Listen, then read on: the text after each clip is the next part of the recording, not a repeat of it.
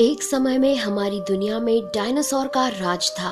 वे चलते थे जहां हम चल रहे हैं, इसी हवा में सांसें ली, इसी धरती पर लड़ाइयां लड़ी। इन दैत्याकार बड़े विचित्र डायनासोर ने करीब 14 करोड़ सालों तक इस धरती पर राज किया।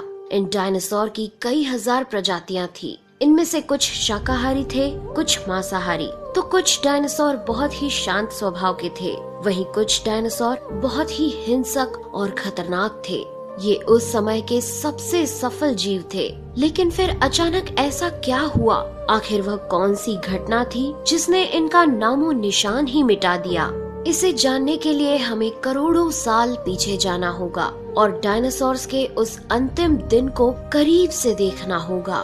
तो आइए चलते हैं आज से 65 मिलियन साल यानी कि 6 करोड़ 50 लाख साल पीछे। आज से करीब 6.5 करोड़ साल पहले धरती पर मौसम सामान्य था। चारों ओर सूरज की रोशनी बिखरी हुई थी। लंबे लंबे पेड़ों से टकराती समुद्र की ठंडी हवाएं और चारों तरफ डायनासोर के चिल्लाने चिंघाड़ने की आवाजें। जब ये सारी डायनासोर प्रजाति बड़े ही आराम से धरती पर अपना जीवन बिता रही थी, तब 10 करोड़ साल पहले ही इनकी किस्मत लिखी जा चुकी थी। 10 करोड़ साल पहले एक छोटा एस्ट्रॉइड का टुकड़ा जो सुदूर अंतरिक्ष से आ रहा था, वह पृथ्वी से लगभग 20 करोड़ मील दूर मंगल और बृहस्पति के बीच बने क्षुद्र ग्रह बेल्ट में घूम रहे एक बड़े एस्ट्रॉइड से जा टकराता है। इस टकराव से उस बड़े एस्ट्रॉइड की दिशा बदल जाती है और वह क्षुद्र ग्रह बेल्ट से निकलकर सीधे पृथ्वी की ओर 22,000 मील प्रति घंटे की रफ्तार से बढ़ने लगता है। जब यह एस्ट्रॉइड पृथ्वी से 3,84,000 किलोमीटर की दूरी पर था, तब धरती से शायद डायनासोर का अंत ना होता यदि यह एस्ट्रॉइड पृथ्वी के उपग्रह चांद से टकराता। लेकिन नियति को कुछ और ही मंजूर था, इसलिए ये बड़ा एस्ट्रॉइड चांद के बहुत नजदीक से गुजर गया।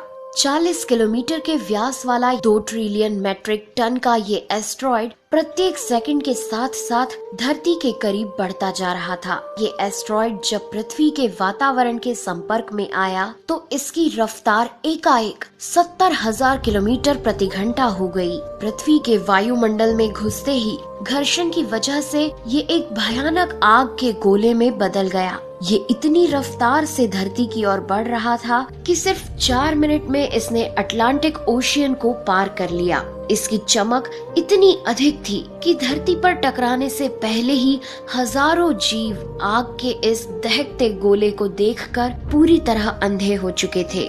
ये जीव उस उल्का को देख नहीं पा रहे थे, लेकिन वह उसकी भयानक गर्मी को महसूस कर रहे थे। कुछ ही क्षण में ये एस्ट्रॉइड मेक्सिको की खाड़ी के पास जमीन से टकराता है और लगभग 35,000 डिग्री सेल्सियस की ऊर्जा वाला एक भयंकर विस्फोट होता है। इस टकराव का विस्फोट लगभग 10 हाइड्रोजन बम के विस्फोट के बराबर था। ये विस्फोट इतना शक्तिशाली था कि इसके टकराते ही धरती की लाखों टन धातु अंतरिक्ष में चली गई। टकराव वाली जगह पर 180 किलोमीटर चौड़ा और 20 किलोमीटर गहरा गड्ढा बन गया। विस्फोट के कारण इस गड्ढे का सारा मेटल और पत्थर आसमान में धूल के बड़े बादल में बदल गए। 16 मिनट 40 सेकंड बाद जमीनी टकराव की वजह से धरती के अंदर चारों ओर 11.1 तीव्रता की भूकंपीय तरंगे उठने लगी।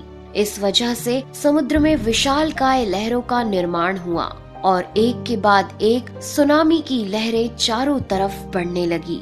भूकंपीय तरंगों ने सभी सक्रिय ज्वालामुखियों को दहका दिया, जिसके कारण जगह जगह डायनासोर का विनाश शुरू हो गया।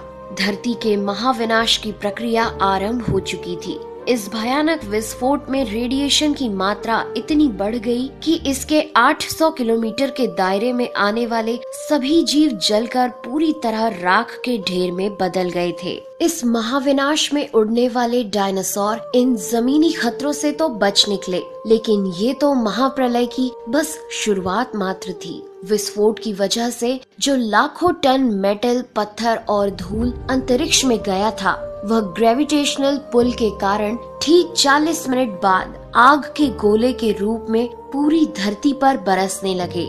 साथ ही धूल का एक बहुत बड़ा तूफान 6000 किलोमीटर प्रति घंटे की रफ्तार से पृथ्वी के दूसरी तरफ मौत लेकर आ रहा था। ये धूल के बादल कई किलोमीटर मोटे थे, जिसकी वजह से धरती पर सूरज की रोशनी का पहुंच पाना असंभव हो गया। गर्म हवाओं का तापमान 100 डिग्री सेल्सियस से ज्यादा हो जाने के कारण धरती पर पेड़ पौधों की लगभग सारी आबादी जलकर खाक हो गई थी। विस्फोट के 90 मिनट बाद धरती का तापमान 200 डिग्री सेल्सियस तक बढ़ गया। इसकी वजह से जो डायनासोर विस्फोट के इलाके से कोसों मील दूर थे, वे भी इस गर्मी से बच नहीं पाए। इस महाप्रलय से धरती की कुल 90% प्रजाति पूरी तरह खत्म हो गई थी और जो 10% जीव धरती पर बच गए थे, उनमें से भी सिर्फ वही जीव जिंदा रह सके जिनका वजन 30 किलोग्राम से कम था। इसका कारण ये था कि इस महाप्रलय में लाखों की संख्या में जीव मारे जा चुके थे और पेड़ पौधों की सारी आबादी भी जलकर राख हो चुकी थी, जिसके चलते यहाँ जो बड़े और विशालकाय जीव जीवित बच गए थे, उन्हें भरपूर मात्रा में खाना पीना ना मिल सका। लेकिन ये महाप्रलय किसी अन्य जीव के लिए फायदेमंद साबित होने वाला था। धरती पर डायनासोर का अंत एक छोटी प्रजाति के लिए सुनहरा अवसर लेकर आया और वह प्रजाति थी मैमल्स की।